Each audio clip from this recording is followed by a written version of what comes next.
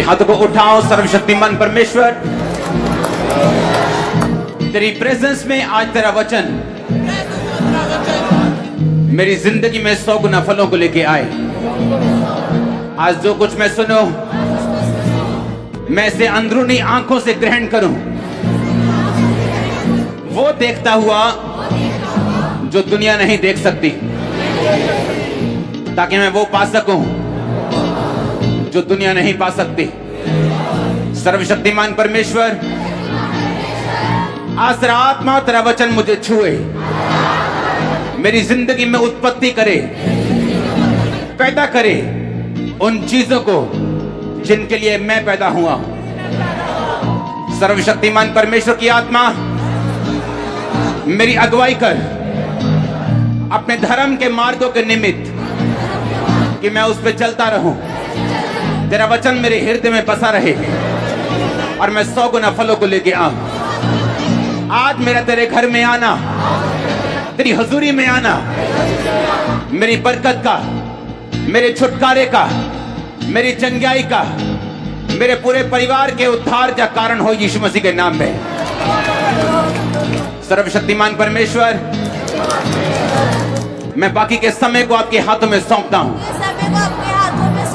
मैं जानता हूं तेरा आत्मा हमें चलाएगा और मैं तैयार हूं तेरी आत्मा की अगुवाई से चलने के लिए। बाइबल कहती है, जहां कहीं परमेश्वर का आत्मा है वहां आजादी, वहां चंगाई है। अपने दोनों हाथों को उठा, बोलो, परमेश्वर की आत्मा, मैं तेरा स्वागत करता हूं, धन्यवाद करता हूं कि तू यहां पे मौजूद है। कहो, परमेश्वर की आत्मा, मैं तेरा थैंक्स करता हूं कि तू यहां पे मौजूद है। और मैं विश्वास करता हूं, ऊंची आवाज में बोलो, मैं विश्वास करती हूं कि अगर तू यहां पे मौजूद है तो अपने वचन को पूरा करेगा, कि जहां कहीं परमेश्वर का आत्मा है वहां आजादी है। मैं इस आजादी को ग्रहण करता हूं, प्रभु यीशु मसीह के सामर्थी नाम में मैं मांगता हूं, आमीन। ऊंचाई आशीष आपकी चर्च।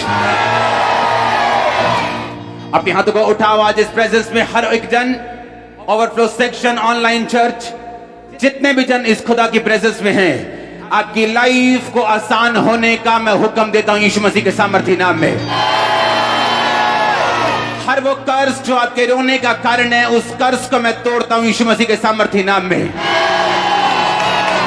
मैं डिक्लेयर करता हूं, आज इस प्रेजेंस में आने वाले हर वो जन जो इस खुदा की पाक हजूरी में हैं, आपके आसपास की हर एक चीज, आपके स्वर्गदूत जो आपके लिए दिए गए, आपका बिजनेस, आपके लोग, यीशु मसीह के नाम में आपके फेवर में आज से काम करें। इस प्रेजेंस में आने वाले हर एक जन को मैं यीशु मसीह के नाम में कमांड करता हूं कि आपकी लाइफ आज से आसान हो और संघर्ष जाता रहे यीशु मसीह के नाम में। मैं आपको आशीषित घोषित करता हूं आपके परिवारों समेत, और मैं घोषित करता हूं कि आज आप सेम वापिस नहीं जा रहे हो यीशु मसीह के नाम में। आमीन। ऊंचा ये आशीष आपके चर्च, ऊंची आवाज में, ऊंची आवाज में आमीन। 7 बार बोलो हालेलुया, हालेलुया।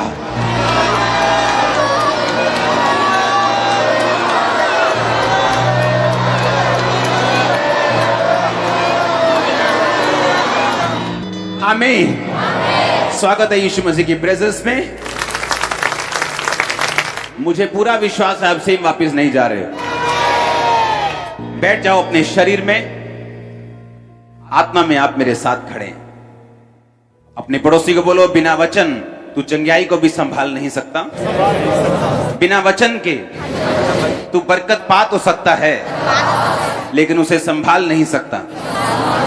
बिना वचन के तू बरकत पा सकता है, लेकिन हो सकता है तू नरक चला जाए। इसीलिए वचन को सुन, ताकि तू बरकत भी पाए, तू चंगा भी रहे और तू अनंत जीवन का अधिकारी भी रहे। प्रभु यीशु मसीह के सामर्थी नाम में हम मांगते हैं। याद रखो, जिस दुनिया में आप रहते हो, ये दुनिया एक फेक दुनिया है। क्या ये दुनिया? ये एक नकली दुनिया है। और अब जैसे जैसे ये दुनिया आगे बढ़ती जा रही है, ये और नकली होती जा रही है और करप्ट होती जा रही है और अंधेरी होती जा रही है, और जितनी जरूरत आपको 2 साल पहले थी परमेश्वर की, अब आपको 10 गुना ज्यादा जरूरत है परमेश्वर की। अगर आप अगर आप एनालाइज करें, अगर आप देखें अपने आसपास, इस महामारी के आने के बाद और जो घटनाएं दुनिया में हो रही उसके बाद, अगर आप एनालाइज करें, अगर आप देखें, अगर आप अपने दिमाग को चलाएं, अब आपको परमेश्वर की ज्यादा जरूरत है। इस फेक दुनिया में जो प्रमाण मांगती है, जो चिन्ह मांगती है, जो व्यभिचार से भरी हुई है, इस फेक दुनिया में अब आपको परमेश्वर की ज्यादा जरूरत है। अब उतनी जरूरत है कि आप उसके वचन को इतना ध्यान से सुने और उस पर कान लगाएं, क्योंकि ये वचन पे कान लगाना और इसको ध्यान से सुनना, ये आपकी पास्टर की बरकत नहीं, ये आपकी बरकत का कारण है। अब जितना ध्यान आप 2 साल पहले लगाते थे, आपको उससे अधिक ध्यान देना होगा और उस पर चलना होगा। अगर आप उन चैलेंजेस से, उन चुनौतियों से पार आना चाहते हो, जो अब आपकी लाइफ में, जो अब इस दुनिया में, इस देश में, पूरी वर्ल्ड में जो चैलेंजेस, जो चुनौतियां चल रही है, अगर आपको उनसे पार आना है, आपको पहले से अधिक ध्यान देना होगा। पहला राजा 13 उसकी 28 और 29 आयत में लिखा, तब उसने जाकर उस जन का शव मार्ग पर पड़ा हुआ और गधे और सिंह दोनों को शव के पास खड़े हुए पाया, और यह भी कि सिंह ने ना तो शव खाया और ना ही गधे को फाड़ा। तब उस बूढ़े नबी ने परमेश्वर के जन का शव उठाकर गधे पर लाद दिया और उसके लिए छाती पीटने लगा और उसे मिट्टी देने लगा और अपने नगर में लौटा ले आया। बाइबल कहती है एक यंग प्रॉफिट, एक जवान परमेश्वर के जन को परमेश्वर ने कहा, जा और उस राजे को बता कि उसने पाप किया और मैं उसके घराने को खत्म कर दूंगा। यंग प्रॉफिट गया और परमेश्वर ने कहा, तू रास्ते में ना तो पानी पिएगा, ना तो वहां रोटी खाएगा। जैसे ही राजा को तू मैसेज दे देगा, तू वहां से वापस भाग के आ जाएगा, और जिस रास्ते से जाएगा उस रास्ते से तू वापस नहीं आएगा, कहीं और से जाएगा और कहीं और से आएगा। क्योंकि परमेश्वर को मालूम था, अगर ये इस रास्ते से जाएगा और इतना बड़ा मिरेकल करेगा और वापिस जब इसी रास्ते से आएगा, तो लोग हाय हेलो करेंगे, इसको बिठाएंगे, इसको खाना खिलाएंगे, इसको डिस्ट्रैक्ट करेंगे। परमेश्वर ने कहा, जिस रास्ते से गया उस रास्ते से मत आना, किसी और रास्ते से आना, रास्ते में रोटी नहीं खाना, पानी नहीं पीना। और बाइबल कहती है, जब वो राजा के पास गया और राजा ने जब उस नबी को उसका मैसेज सुनकर गुस्सा किया और अपना हाथ बढ़ाया कि इसे पकड़ लो और मार दो, जैसे ही राजा ने अपना हाथ बढ़ाया, उसका हाथ खड़ा हो गया, उसको लकवा हो गया, और राजा को यकीन आ गया कि ये नबी परमेश्वर ने खड़ा किया। और राजा ने उस नबी की बात को सुना और नबी वापिस जा रहा है। लिखा है, एक बूढ़ा नबी उसके पास आके बोलता है, कहता कहां जा रहा है? उसने कहा, वापिस जा रहा हूं। उसने कहा, परमेश्वर ने मुझे मैसेज दिया तेरे लिए कि आ तू रोटी खा और पानी पी। और वो डिस्ट्रैक्ट हो गया और उसके घर जाके उसने खाना खाया और पानी पिया, और परमेश्वर का वचन पहुंचा, तूने मेरी आज्ञाओं को तोड़ा, अब तू जीवित नहीं रहेगा। और वो रास्ते में बाइबल कहती जा रहा था, गधे के ऊपर एक शेर निकला, उसने उसको मार दिया। और जब वो बूढ़ा नबी आके उसकी लाश को देखता है, तो शेर ने ना तो उसको खाया, ना ही गधे को मारा, और गधा उसके पास खड़ा था और जवान नबी मरा हुआ था। क्योंकि शेर जब भी शिकार करता है वो खाने के लिए करता है। शेर कभी भी शिकार नहीं करता अगर उसको भूख नहीं लगी, यहां तक कि अपने आसपास के जानवरों को वो छोड़ देता है, उन पे अटैक नहीं करता अगर उसको भूख ना लगी हो। और जब शेर को भूख लगती है वो तभी अटैक करता है। इस बात का यह सबूत था कि वो शेर परमेश्वर की ओर से आया और उसने उस नबी को मार दिया। अगर आप इसको अगली आयत को पढ़े, 29 आयत को, तो बाइबल कहती है उसके लिए वो छाती पीटने लगा। कौन सा प्रॉफिट छाती पीटने लगा उसके लिए? अरे उसने तो उसको मरवाया था, लेकिन बाइबल कहती है उसके लिए वो क्या करने लगा? वो छाती पीटने लगा। और जब लोग उसको देखते होंगे छाती पीटते हुए, और यही सोचते होंगे कि ओ ये कितना दुखी है, ओ कितना दुखी है ये परमेश्वर का, देखो कितना दुखी है बेचारा, देखो कितना इसको दुख लगा है। और लोगों को यही नहीं पता कि यही इसका किलर है, यही इसका कातिल है, और यही इसको डिस्ट्रैक्ट करने वाला है। आप एक ऐसी दुनिया में रहते हैं जहां कोई भी आपको डिस्ट्रैक्ट कर सकता है। जब तक आपकी आंखें, आपका दिमाग पूरी रीति के साथ, पूरी डिजायर, पूरी इच्छा, पूरे तन, पूरे मन के साथ आपका ध्यान अगर परमेश्वर के वचन पे नहीं लगा हुआ, तो शैतान, बाइबल कहती है, आपको फाड़ने के लिए और खाने के लिए तैयार है। इसलिए मैंने कहा, आप एक फेक दुनिया में रहते हैं। आप ऐसी फेक और नकली दुनिया में रहते हैं जहां आपको यह मालूम नहीं कि जिन लोगों के लिए लोग रो रहे हैं वही उनके कातिल हैं। आपको कुछ नहीं पता क्या हो रहा है दुनिया में। जो लोग देखते आए होंगे बोलते होंगे, हो कितना दुखी है, कितना दुख लगा इसको, और कितना रो रहा है देखो ये। लेकिन उनको मालूम नहीं कि यही उसका कातिल है। इसी ने झूठ बोला था कि परमेश्वर ने मुझे कहा आ मेरे साथ रोटी खा पानी पी, और उस जवान नबी को उसने मरवा दिया। और जवान नबी को मालूम था कि परमेश्वर अपनी इच्छा को ऐसे नहीं बदलता। उसे मालूम था बिलाम की स्टोरी को परमेश्वर ने उसे मना किया जाने के लिए, लेकिन वो अपनी इच्छा शक्ति से फिर गया। अपने ढीठ पुणे के कारण बार बार परमेश्वर को पूछता गया, प्रभु मैं जाऊं, जबकि उसे मालूम था प्रभु एक बार मना कर चुका है। उसे मालूम था ये परमेश्वर की मर्जी नहीं है कि मैं रोटी और पानी खाऊं, लेकिन पेट, लेकिन भूख, लेकिन शरीर की इच्छाएं, लेकिन वो अभिलाषाएं, वो शरीर की, वो आंखों की, वो जीविका की, वो पैसों की, उसको डिस्ट्रैक्ट कर दिया और वो मारा गया। अगर आप इस दुनिया के धोखे से बचना चाहते हो, अब आपको उतना ध्यान वचन पर लगाना होगा जितना आपने अपनी लाइफ में कभी नहीं लगाया। अगर आप बचना चाहते हो अब इस दुनिया में जहां अंधेरा बढ़ चुका है, आपको इतना ध्यान लगाना होगा जितना आपने कभी नहीं लगाया। यीशु मसीह, बाइबल कहती है, एक जगह अपने चेलों के साथ आ रहे थे, मिरेकल करके, बड़ा चमत्कार करके लोगों को 5-5 हजार लोगों को खाना खिला के 5 रोटियां 2 मछलियां 5,000 लोगों को, यानी 5,000 बंदों को, यानी 20,000 लोगों को खिला के आ रहे थे। तो बाइबल कहती 5,000 पुरुष थे और स्त्रियां और बच्चे भी थे। तो 20,000 लोगों को खिला के यीशु मसीह आ रहे और चेलों को बोला कि फरीसियों के खमीर से चौकस रहना। और चेलों का दिमाग अभी भी रोटी पे लगा हुआ था। कहते परमेश्वर हम तो रोटी नहीं लेके आए, तो खमीर कहां से, चौकस कहां से रहेंगे? जबकि परमेश्वर ने उन्हें ये चौकस रहने के लिए क्या कहा था कि फरीसी जो कुछ बोलते हैं चौकस रहना। क्योंकि अब वो टाइम आ चुका है कि तुम्हें बड़ा ध्यान रखना होगा कि तुम क्या सुनते हो और तुम किससे सुनते हो। इसलिए अगर आपके पास परख का आत्मा नहीं है तो आप डिस्ट्रैक्ट हो सकते हैं, आपका ध्यान भटक सकता है, शैतान उसका फायदा उठा सकता है। यीशु मसीह ने कहा फरीसियों के कपट रूपी खमीर से चौकस रहना। चौकस रहना, वो क्या बोलते हैं उनकी बातों का यकीन मत करना, क्योंकि अगर आप सबकी बातों को सुनेंगे आप मिस कर जाएंगे परमेश्वर आपसे क्या कह रहे हैं। क्योंकि शैतान यूज कर सकता है आपके करीबी लोगों को, वो यूज कर सकता है इन्फ्लुएंस वाले लोगों को, वो यूज कर सकता है हाई कुर्सी में बैठे लोगों को आपकी जिंदगी को भटकाने के लिए परमेश्वर के वचन से। क्योंकि बाइबल कहती परमेश्वर के वचन पर आप केवल अड़े और खड़े रह के, आप फोकस रख के, ध्यान लगा के ही खड़े और अड़े रह के रिजल्ट ले सकते, नहीं तो नहीं ले सकते। इसलिए यीशु मसीह को बड़ी चिंता थी कि तुम लोग क्या सुनते हो। क्योंकि जो चेले लोगों की बातें ज्यादा सुनते थे, बाइबल कहती वो सारी दुष्ट आत्माएं नहीं निकाल पाए, पर पतरस, याकूब और यूहन्ना वो सब काम कर सकते थे जो यीशु मसीह कर सकता था। चौकस रहो, तुम क्या सुनते हो। यहां से जाने के बाद तुम्हारे दोस्त तुमको क्या बोलते हैं, तुम्हारी सहेलियां कैसी हैं, तुम्हारे दोस्त कैसे हैं, तुम्हारे रिश्तेदार कैसे हैं, वो लोग तुमसे क्या कहते हैं। क्या वो ऐसी बातें बोलते जो मत तुम्हारे विश्वास को कम करें? तो ध्यान रखो ये तुम्हें भटकाने के लिए। वो बूढ़ा नबी जब जवान नबी से मिला तो उसने कहा, उसको ऐसा दिखाया कि वो उसकी बहुत चिंता करता है। आया यार कुछ खा पी ले, देख तू कितना सूख गया, देख तू रास्ता बड़ा है, हाय तू ऐसा लग रहा है, आजा कुछ खा ले। कोई बात नहीं, परमेश्वर ऐसा थोड़ी है, तूने उसका काम कर दिया ना, आजा खा पी ले थोड़ा सा। इमोशनल लोग आपको भटका सकते हैं। इसलिए बाइबल कहती है जब प्रभु यीशु मसीह ने पतरस को कहा, पतरस मुझे क्रूस पे चढ़ाया जाएगा और मैं तीसरे दिन जी उठूंगा, ये लोग मुझे दुख देंगे और मैं मारा जाऊंगा और गाड़ा जाऊंगा और तीसरे दिन मुर्दों में से जी उठूंगा। पतरस कहता है हाउ परमेश्वर, और झिड़कने लगा। बाइबल कहती है उसको झिड़के मारी यीशु मसीह को, झिड़के मारी यीशु मसीह को। बोलता है तो तेरे साथ कभी ऐसा ना हो। यीशु मसीह ने कहा शैतान हट जा मेरे सामने से, क्योंकि तू मेरे लिए ठोकर का कारण। क्योंकि शैतान आपके पास आता है आपके करीबी लोगों में से, ताकि आप अपने क्रूस को ना उठाएं, अपने आप का इनकार करना छोड़ दें, आप फास्टिंग करना छोड़ दें, आप बोना छोड़ दें, आप प्रार्थना करना छोड़ दें, आप खुदा को दिल में रखें। 2 घंटे 2.5 घंटे देने की रोज में क्या जरूरत है? कोई बात नहीं। मत्ती 24 उसकी 12 और 13 आयत में लिखा हुआ, बाइबल कहती अंत के दिनों में क्या होगा।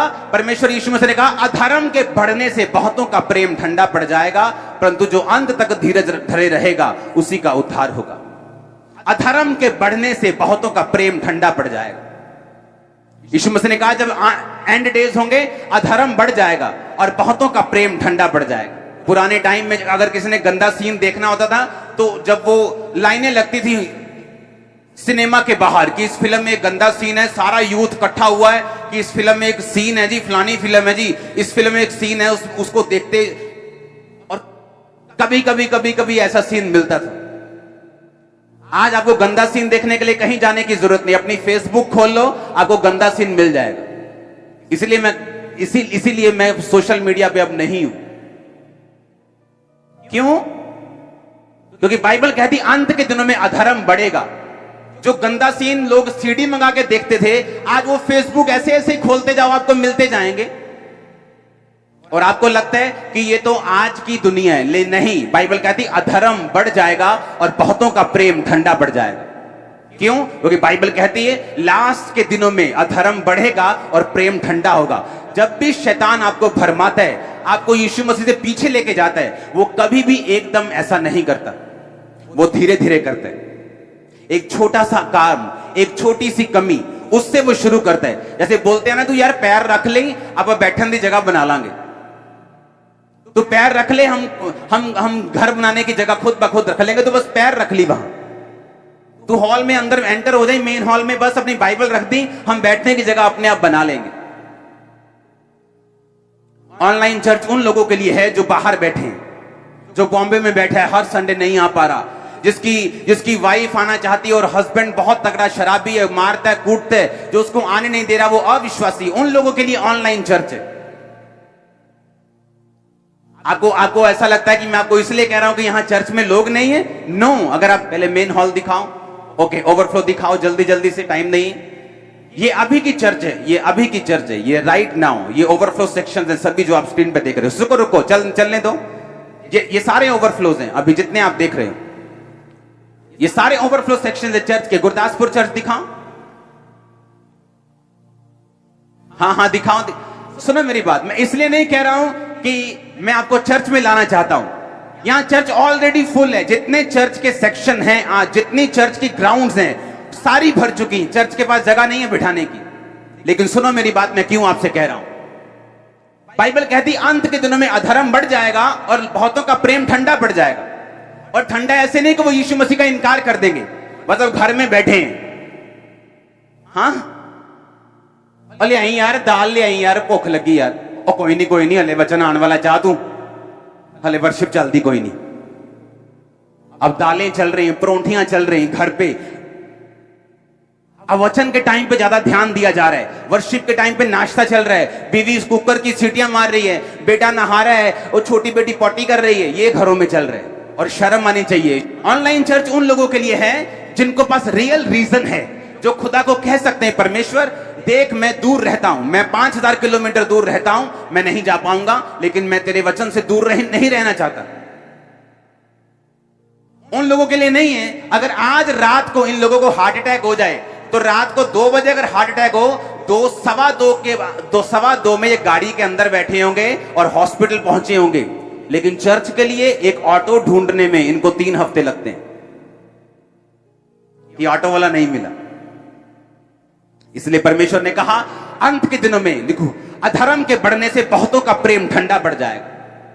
उसने ये नहीं कहा प्रेम खत्म हो जाएगा, उसने ये नहीं कहा वो यीशु मसीह का इनकार कर देंगे, उसने ये नहीं कहा कि वो यीशु मसीह को भूल जाएंगे, उसने ये नहीं कहा। उसने कहा प्रेम ठंडा हो जाएगा लोगों का। 2030 में चाइना इस दुनिया का सबसे बड़ा क्रिश्चियन देश होगा। मालूम क्यों? आपको लगता है अमेरिका होगा, किसी को लगता है ये देश होगा।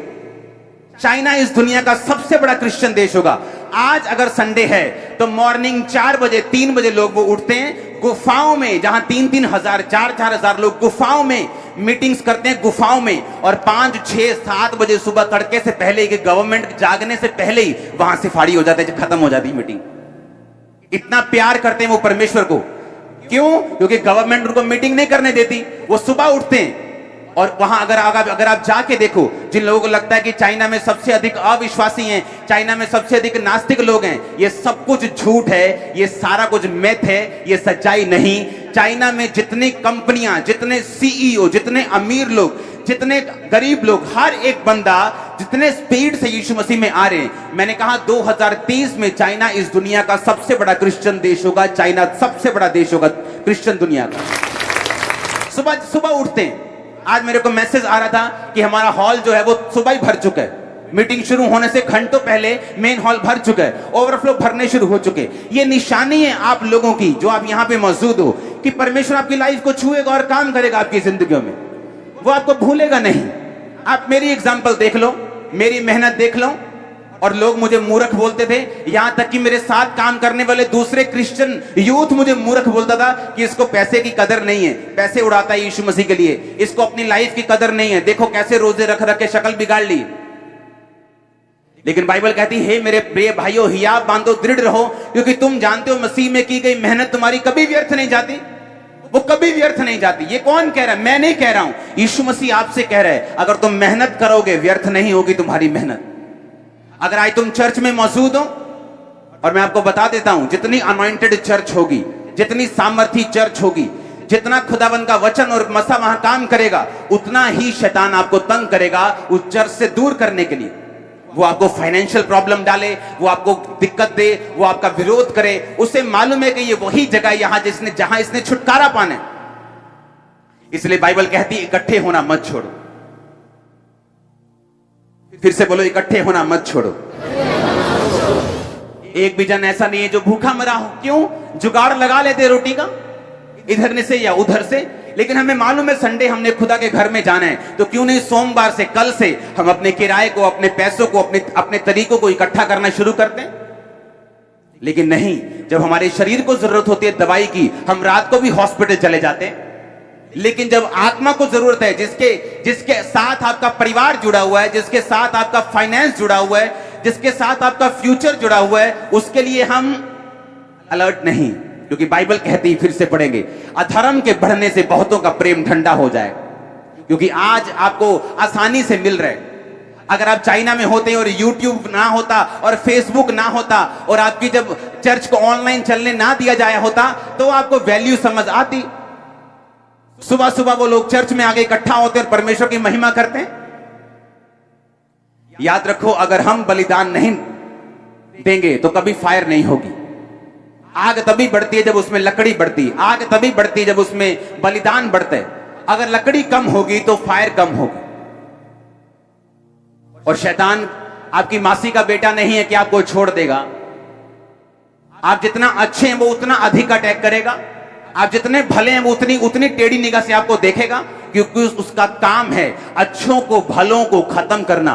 जो लोग अच्छी तरह से बोलते हैं, मैंने क्या कसूर किया, मैंने किसी का बुरा नहीं किया, मैंने किसी को माड़ा नहीं बोला, मैंने किसी का नुकसान नहीं किया, मेरे साथ ऐसा क्यों हुआ? तभी तो हुआ। बाइबल कहती वो अच्छे लोगों को खत्म करने की कोशिश करते। बुरे तो पहले ही नाश हैं, वो तो दूसरों का नुकसान करके अपना खुद ही बाद में करवा लेंगे, वो तो पहले से खत्म हो चुके हैं। लेकिन बाइबल कहती वो नाश करने, हत्या करने, घात करने और नष्ट करने के लिए आया। आपको प्राइस पे करना होता है परमेश्वर के प्रेजेंस में आने के लिए। आसान नहीं होता परमेश्वर की हुजूरी में आना, लेकिन आपको अपने आप को डिसिप्लिन में रखना पड़ता है। कोई भी दिक्कत हो, कोई परेशानी हो, अगर आप उसके भवन में, उसकी प्रेजेंस में उसी डिजायर, उसी इच्छा के साथ, बाइबल कहती है अपने परमेश्वर से पूरी मन, पूरी ताकत, पूरे प्रेम, पूरी शक्ति के साथ प्यार करना। क्योंकि अधर्म के बढ़ने से बहुतों का प्रेम ठंडा हो जाएगा। आसानी से घर पे मीटिंग मिलने से आपका प्रेम ठंडा हो जाएगा, परमेश्वर ने कहा। आज आप सिर्फ वर्शिप को ऑनलाइन मिस कर रहे हैं, कल आप वचन को भी मिस करेंगे। कल आपकी फोन की चार्जिंग खत्म हो जाएगी, कल को इंटरनेट खत्म हो जाएगा। अपने पड़ोसी को बोलो, अधर्म के बढ़ने से जीसस ने कहा बहुतों का प्रेम ठंडा हो जाएगा। आप जानते हैं, अगर आप बाइबल ध्यान से पढ़ें, पहला राजा 17 बाब उसकी 1 से 6 आयत, तिशबी एलिया जो गिलाद के प्रदेशियों में से था, उसने अहाब से कहा, इजराइल का परमेश्वर यहोवा जिसके सम्मुख मैं उपस्थित रहता हूं, उसके जीवन की शपथ, इन वर्षों में मेरे कहे बिना ना मेह पड़ेगा ना औंस पड़ेगी। तब यहोवा का यह वचन उसके पास पहुंचा, यहां से चलकर पूरब की ओर करीत नामक नाले में जो यर्दन के पूरब में है छुप जा। उस नाले का पानी तू पिया कर। मैंने कौओं को आज्ञा दी है कि वो तुझे वहां खिलाएं। बोलो, वहां खिलाएं। यहोवा का यह वचन मानकर वह यर्दन के पूरब में करीत नामक नाले में छिपा रहा।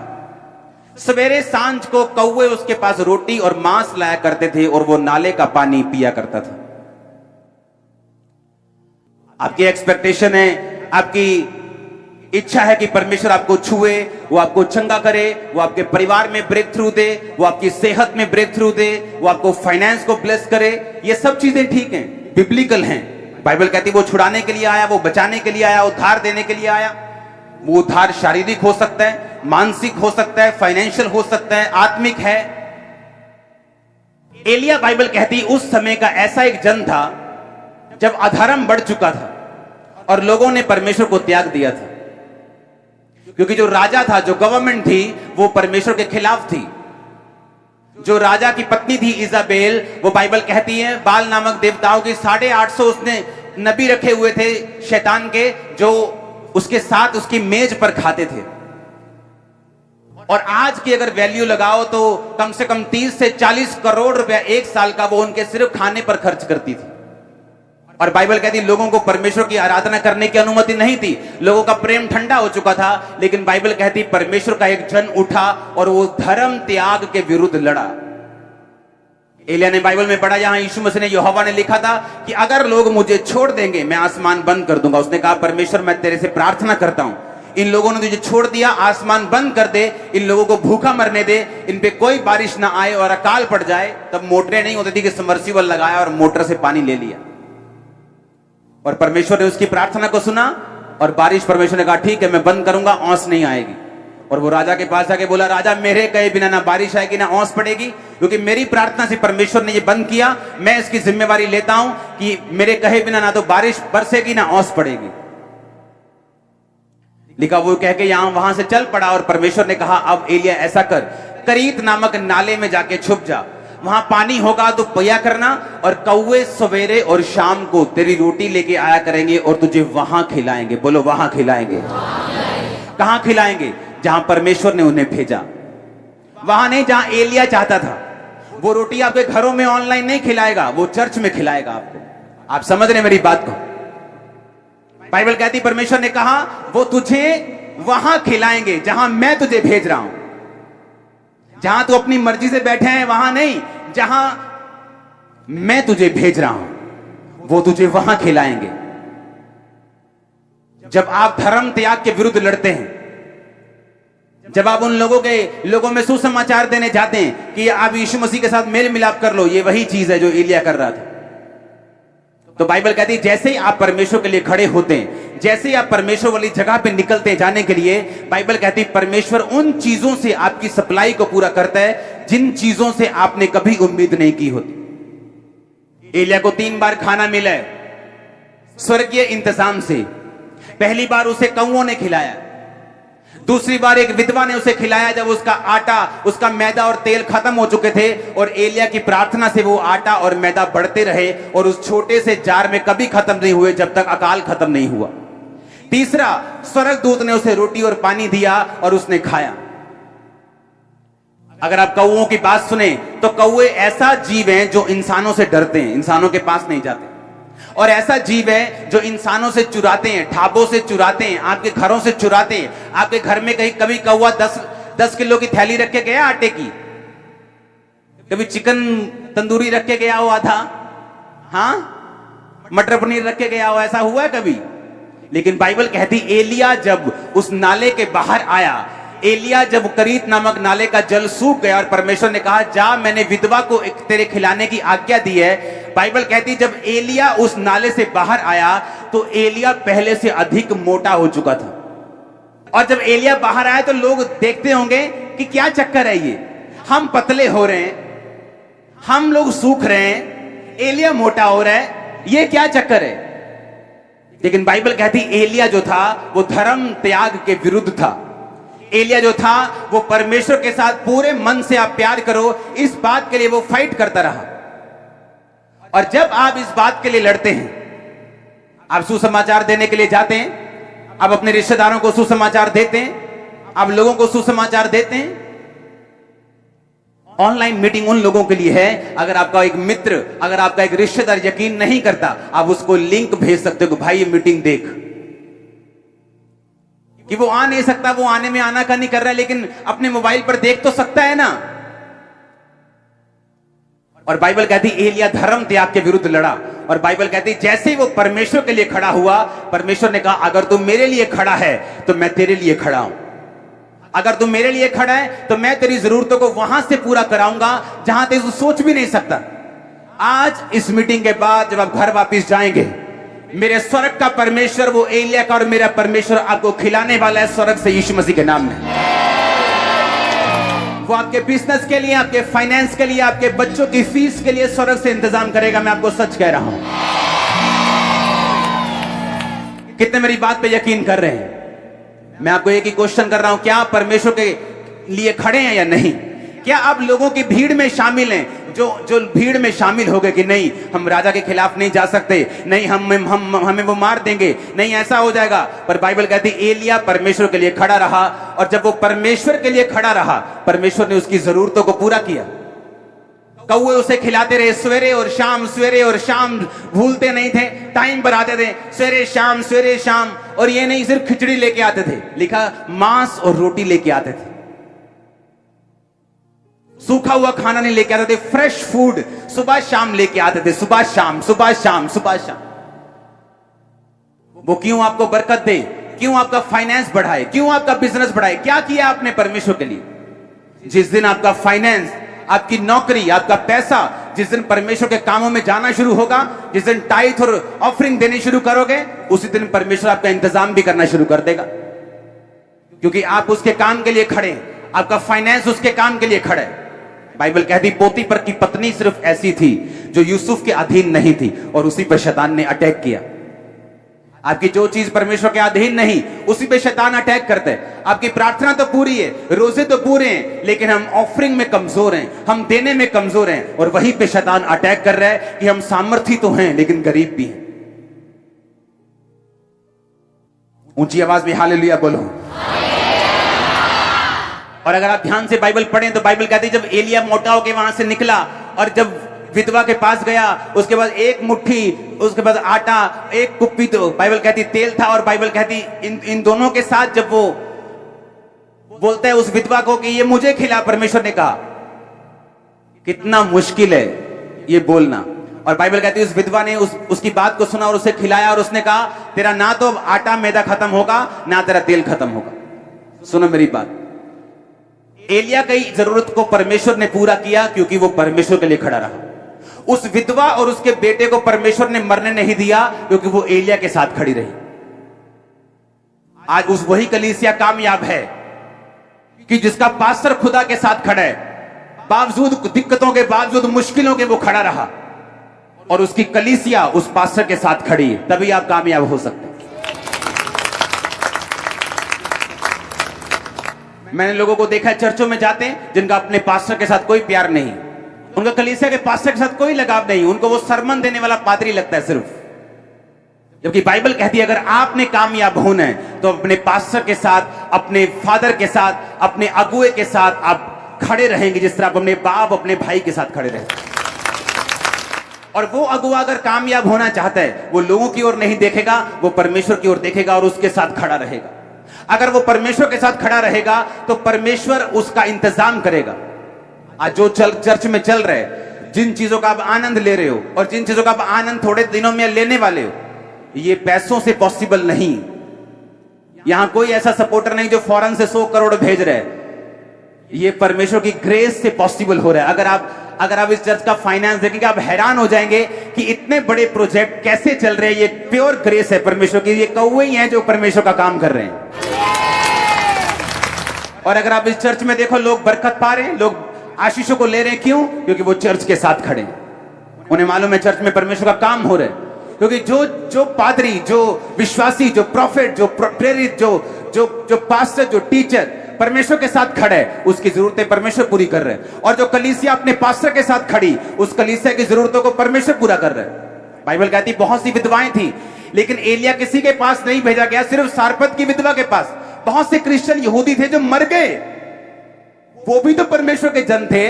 वो कई विधवाएं थी, उनके कई इकलौते बेटे थे, उसी काल में वो मर गए। बाइबल कहती है क्योंकि परमेश्वर पक्षपात करने वाला परमेश्वर नहीं है, उसने सबके लिए काम नहीं करना। बाइबल कहती वो उन लोगों के लिए काम करता है जो अपने विश्वास को दिखाते हैं। उसी विधवा ने उसे खिलाया। बाइबल कहती वो लकड़ी बीन रही थी कि मैं लकड़ी बीनूं, इस एक मुट्ठी मैदा से और तेल से जो रोटी बने मैं और मेरा पुत्र खाएं और मर जाएं। ये उसके मुंह का वचन था। एलिया ने कहा नहीं, पहले मुझे खिला। और बाइबल कहती जब उसने बोया, बाइबल कहती एलिया ने कहा अब तेरा मैदा भी खत्म नहीं होगा, तेरा तेल भी खत्म नहीं होगा। और बाइबल कहती जब तक अकाल रहा वो उस आटे में से और तेल में से खाते रहे। जिस दिन अकाल खत्म हो गया वो आटा और तेल भी खत्म हो गया। अगर जो कलीसिया अपने विजन के साथ, अपने पास्टर, अपने अगुए के साथ खड़ी है, परमेश्वर उसकी जरूरतों को पूरा करता है। वो परमेश्वर को मालूम है मरने नहीं देना। वो सब क्रिश्चियंस की जरूरतें पूरी नहीं करता, वो सब विश्वासियों की जरूरतें पूरी नहीं करता। आपको बहुत बड़ा भुलेखा है, बाइबल से लिखे पंजाबी से कहते हैं ना भुलेखा पै गया था, आप बड़ी भूल में पड़े हो।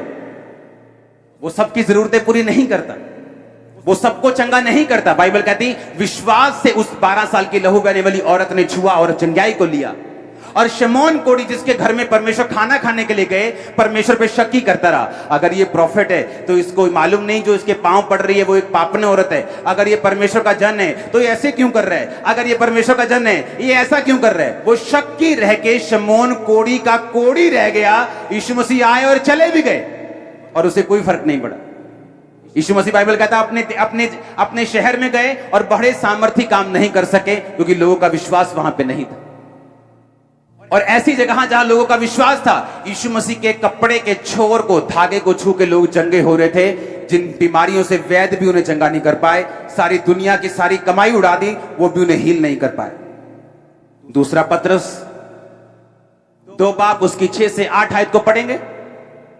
सदोम और अमोरा के नगरों को विनाश का ऐसा दंड दिया कि उन्हें भस्म करके राख में मिला दिया, ताकि वे आने वाली भक्तिहीन लोगों की शिक्षा के लिए एक दृष्टांत बने। धर्मी लूत को, जो अधर्मियों के अशुद्ध चाल चलन से बहुत दुखी था, छुटकारा दिया, क्योंकि वह धर्मी उनके बीच में रहते हुए उनके अधर्म के कामों को देख देख कर और सुन सुनकर हर दिन अपने सच्चे मन को पीड़ित करता था।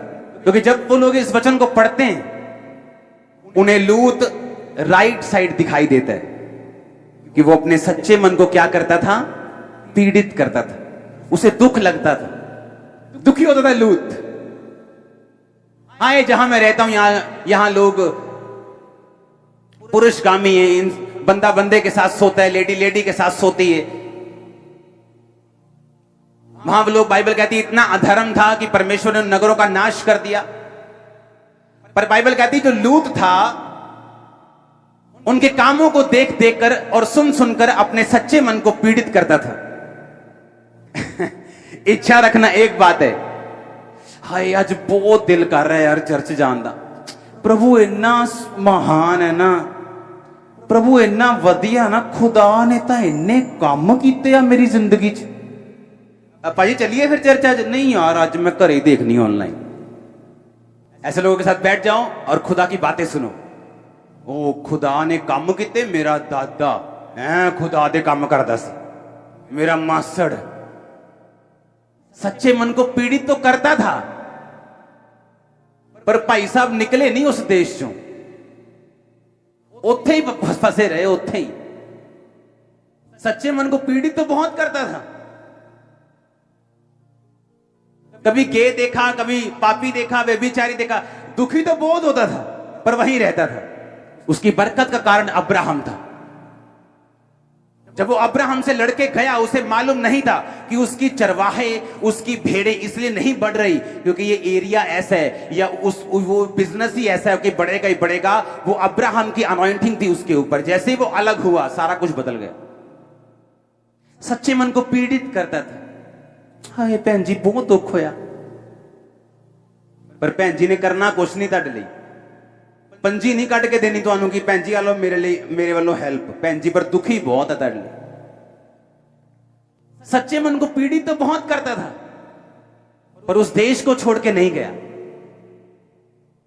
आके अब्राहम से माफी नहीं मांगी, मुझे माफ कर दे, मुझे कहीं और भेज दे, जहां तू कहेगा मैं वहां जाऊंगा, लेकिन तेरे मसे से अलग नहीं होऊंगा। और बाइबल कहती जब दूत वहां पे पहुंचे, दूतों ने कहा अब निकल यहां से। अब निकले कैसे? वाइफ उस इन्फ्लुएंस में रहती है, उन लोगों के वाइफ के अंदर पूरा घुसा हुआ है सदोम अमोरा, बच्चों के अंदर घुसा हुआ है। जो उसके साथ दामाद थे उनके अंदर घुसा हुआ है, लड़कियों के अंदर घुसा हुआ है। जाना नहीं चाहते थे वहां से, दूतों ने धक्के मार मार के निकाला और वाइफ ने पीछे देख लिया और लिखा नमक का खंबा बन गई। चलो वाइफ खत्म हो गई, रह गई दो बेटियां, गुफा में गई, अपने बाप के साथ सो गई। मोआब पैदा हुआ, अम्मोन पैदा हुआ, और बाइबल कहती इन दोनों जातियों से परमेश्वर ने सदियों तक, सालों तक नहीं, सदियों तक नफरत की परमेश्वर ने अम्मोनियों के साथ, मोआबियों के साथ।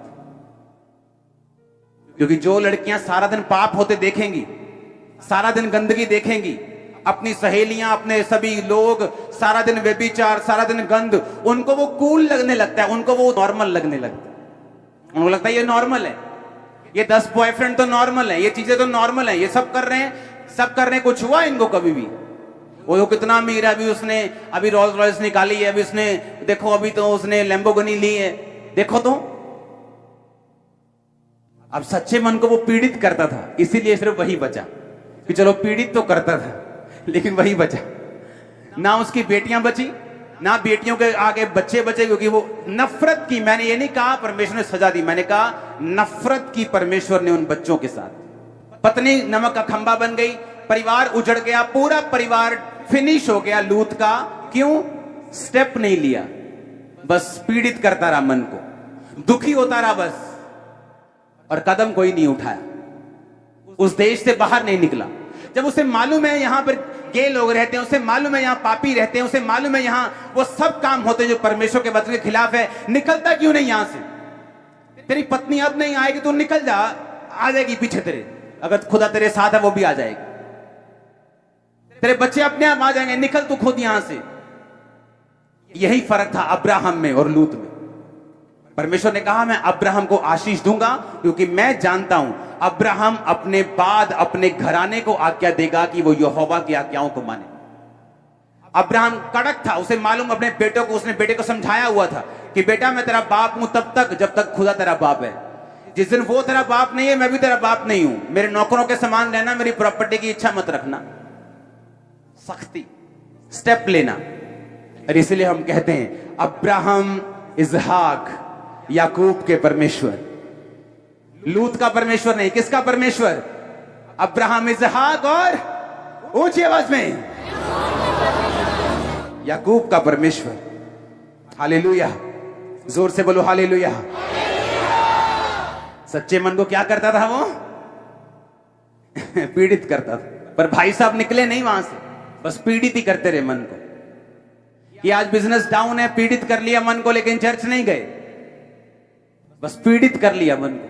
वो वचन के डूअर्स को, वचन के मानने वालों को, चलने वालों को, सिर्फ सुनने वालों को नहीं, वो वचन पे चलने वालों को आशीष देता है। आमीन। कान खुल रहे हैं कि नहीं खुल रहे हैं? और ये आप लोगों की बरकत के लिए हो रहा है, क्योंकि जैसे ही आप यहां से वापस जाएंगे आप दरवाजों को खुलता हुआ पाएंगे। जो दरवाजे शैतान ने बंद किए हुए हैं, आप देखो तो सही। अगर आप परमेश्वर के लिए खड़े हैं या उसके दास के लिए खड़े, उस विजन के लिए खड़े जो परमेश्वर ने दिया हुआ है, ऐसा हो नहीं सकता कि हेवन आपकी सप्लाई को पूरा ना करे।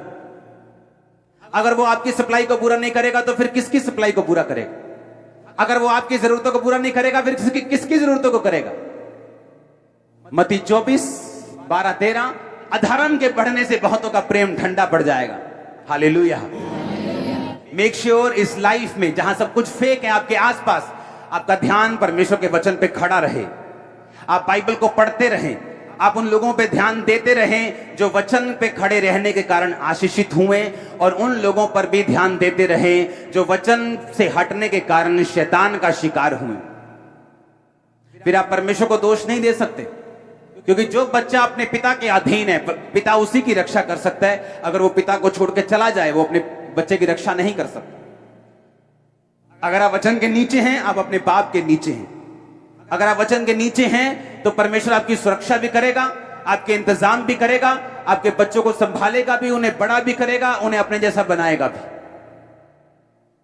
उसे जानता आप कौन सा बिजनेस करते हैं, वो जानता आपको जॉब में कब बढ़ाना है, वो जानते हैं कौन सा स्टेप आपको कब लेने के लिए प्रेरित करना है, वो सब जानता है इन चीजों को। हालेलुया। मेक श्योर अपनी लाइफ को आप दोबारा से फिर से जांचें। हर कुछ दिन बाद अपनी लाइफ को जांचें। मैं जांचता हूं अपनी लाइफ को, हर कुछ दिन बाद, हर कुछ महीने बाद अपनी लाइफ को रीडेडिकेट करता हूं परमेश्वर के लिए, और अधिक डेडिकेशन के साथ, और अधिक डिजायर के साथ। उसने कहा तो अपने परमेश्वर से पूरे मन, पूरी शक्ति, पूरे प्राण, सब कुछ जो तेरे दिल में है, जो तेरे मन में है, जो तेरे शरीर में है, तेरी बुद्धि में है, कहता तू सबसे, परमेश्वर से सबसे अधिक प्यार कर। परमेश्वर की सेवा करने की इच्छा, उसकी प्रेजेंस में रहने की इच्छा, उसका काम करने की इच्छा, सुसमाचार देने की इच्छा आपकी जिंदगी में कभी मध्यम नहीं होनी चाहिए। इस आग को जितना बढ़ा के रखोगे, सप्लाई उतनी हेवन से पूरी आने वाली, यीशु मसीह के नाम में पूरी सप्लाई आने वाली। मैं आपको बता रहा हूं, हर वो बैरियर, हर वो रुकावट, हर वो डैम गेट, स्लूस गेट जो डैम के आगे लगा होता है, मैं यीशु मसीह के नाम में आपकी लाइफ पर उसे खुलता हुआ देख रहा हूं, आपके फाइनेंस पर उसे खुलता हुआ देख रहा हूं। आमीन। ऊंचाई आशीष आपके चर्च में निकाल। मैं उस हीलिंग की नदियों को आपकी लाइफ में बहता हुआ देख रहा हूं यीशु मसीह के सामर्थ्य नाम में। अपने पड़ोसी को बोलो, खुदा से प्यार कर। बाइबल कहती है जिससे वो प्यार करता है, और जो खुदा से प्यार करता है, खुदा उसे छुड़ाता है। भजन संहिता 91 में लिखा, तूने जो मुझसे प्यार किया इसलिए मैं तुम्हें छुड़ाऊंगा। कितने लोग ऐसे जो अपने घर में रोज प्रार्थना करते हैं? हाथ खड़ा करो। जो परिवार समेत प्रार्थना करते हैं वो भी हाथ खड़ा करो। आपको परिवार समेत भी प्रार्थना करनी है, आपको अकेले भी प्रार्थना करनी है, आपको उसका रिजल्ट नजर आएगा। कोई भी चीज हो, आप थके हो ना हो, कोई काम हो, हमारे बच्चे रात को एक टाइम पे हमें प्रार्थना के लिए खींच लेते हैं, चाहे मैंने ऊपर 8 घंटे प्रार्थना की हो।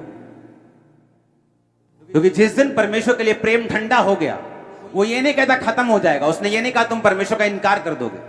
उसने कहा धीरे धीरे ये प्रेम क्या हो जाएगा? ठंडा पड़ जाएगा। अधर्म के बढ़ने से लोगों का प्रेम ठंडा हो जाएगा, और जब ठंडा हो जाएगा शैतान तब अटैक करेगा।